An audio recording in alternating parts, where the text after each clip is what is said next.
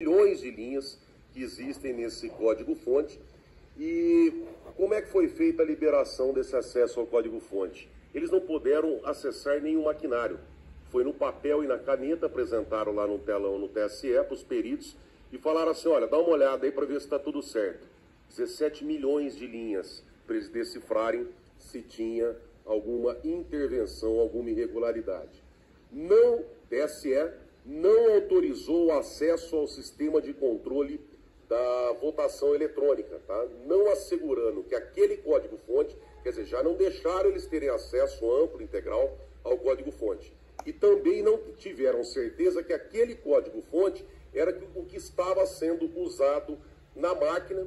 E durante a transformação desse código-fonte para um programa ali que a urna consegue fazer a leitura, o próprio TSE acessou computadores de fora do TSE, são as bibliotecas externas, a rede, a infraestrutura de rede, que os militares não tiveram acesso também. Em síntese, esse foi o relatório do Ministério da Defesa sobre os códigos-fontes. Agora vem uma questão da investigação do Instituto Voto Legal. 3 engenheiros formados pelo ITA, Instituto de Tecnologia da Aeronáutica, todos sabem, para entrar no ITA, para se formar no ITA, são praticamente gênios. E o que eles pediram? Os logs. O que é o log? É o histórico, é o que aconteceu ali na urna. Se foi modificado o sistema, se eles incluíram alguma programação, por exemplo, para mudar o voto, se aquilo que está no boletim de urna, naquele extrato que vem com a votação, se realmente foi feito por aquela urna, e não consegue, as urnas de 2020 consegue ter uma fidelidade. Os técnicos do Instituto Voto Legal, os peritos, eles conseguem falar assim, olha, realmente o que está no boletim de urna, nas urnas de 2020, tá, realmente é aquilo que foi produzido.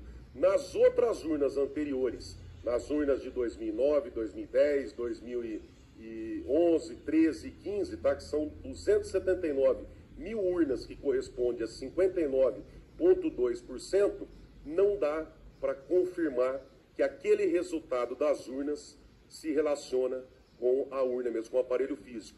E o que é pior que está nessa ação que foi entrada ontem pelo Valdemar, pelo PL, tá? Todas essas 59% de urnas têm o mesmo número de identificação.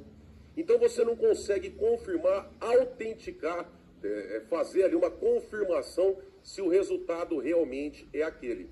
Com isso, o que acontece? O PL, a coligação do presidente, né, eles entram com uma representação eleitoral e no artigo 221 da lei eleitoral, do Código Eleitoral, lei 4737/65, o artigo 221 fala que é anulável a votação. Inciso primeiro, quando houver extravio de documento reputado essencial, e aqui pode ter havido extravio, e inciso segundo, quando for negado ou sofrer restrição o direito de fiscalizar e o fato constar em ata ou de protesto interposto por escrito no momento. É o caso.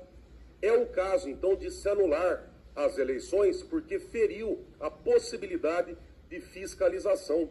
E o relatório que foi juntado ontem, eu li várias vezes o relatório, tanto o relatório contra a ação, eles indicam como resultado dessa falta de fiscalização, dessa impossibilidade de fiscalizar, dessa impossibilidade de atrelar ao código de identificação as máquinas, sabe o que eles falam, os peritos, os 3 engenheiros formados no ITA?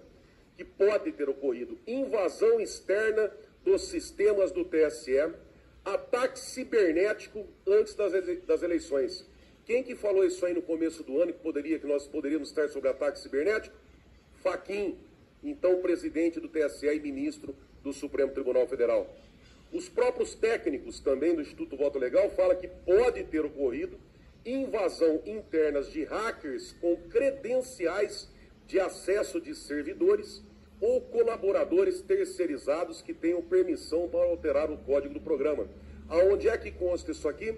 Naquele inquérito da Polícia Federal que está sob sigilo, que o brasileiro não pode mais ter acesso, aonde um hacker deu uma entrevista no site Tecmundo, ele mesmo, o hacker, dizendo que teria invadido o sistema do TSE e teria acessado os computadores.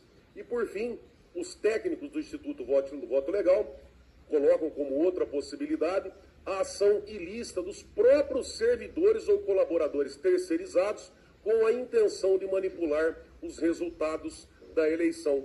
Lembrando que quando foi fazer a compilação do código-fonte, lá naquele relatório do Ministério da Defesa, ou seja, passar aquele programa para as urnas de uma forma que as urnas pudessem entender o que estava escrito, foram acessados computadores externos. E o próprio relatório aqui indica que uma das possibilidades é que alguém tenha acessado esses relatórios para poder manipular o processo. Então, nos termos do artigo 221, pode ser causa, aí dá amparo ao pedido de nulidade. E aqui é importante trazer, o Xandão, ele acha que ele fala assim, não, eu vou tacar para o peito, eu vou resolver tudo, sou eu que mando. Não, não é bem assim. Nós temos a oportunidade legal. A base jurídica para a mudança do que está acontecendo, para esse golpe que está acontecendo na República, está na lei. Artigo 224 do Código Eleitoral diz o seguinte: se a nulidade atingir a mais da metade dos votos do país nas eleições presidenciais, e aí é o grande X da questão, o PL não pede diretamente a nulidade. Ele aponta que 59% das urnas estão com problemas e não conseguem ser auditados. O artigo 224 do Código Eleitoral fala que se a nulidade atingir a mais da metade dos votos do país nas eleições presidenciais, estados, eleições, julgar-se-ão prejudicadas as demais votações. E o tribunal marcará dia para nova eleição dentro do prazo de 20 a 40 dias. Aí quem está acompanhando a gente fala assim, mas está na lei, a gente sabe que está na lei, mas e o Xandão? E se ele não quiser fazer? Aí vem o parágrafo 1º do Código Eleitoral, artigo 224. Se o Tribunal Regional, na área de sua competência, deixar de cumprir o disposto nesse artigo, o Procurador Regional levará o fato ao conhecimento do Procurador-Geral, não é o caso, porque aí já é direto o Procurador-Geral da República, tá?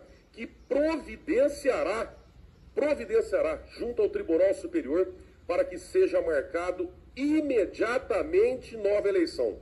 Quer dizer, não está mais na mão do Alexandre de Moraes, de acordo com o Código Eleitoral. E o parágrafo 2º, que é muito importante, ocorrendo qualquer dos casos previstos nesse capítulo, o Ministério Público promoverá imediatamente a punição dos culpados.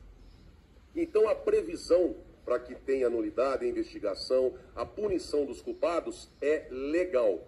E aí, se mesmo assim o Alexandre de Moraes desrespeitar a lei, que é o que está no Código Eleitoral, aí nós temos acesso ao artigo 142 da Constituição. As Forças Armadas, constituídas pela Marinha, pelo Exército, pela Aeronáutica, são instituições nacionais, tal, sob a autoridade suprema do Presidente da República, e destinam-se, dentre outras, à garantia da lei e da ordem. Então, se a lei for ser cumprida de acordo com o Código Eleitoral, a coisa vai ficar ruim.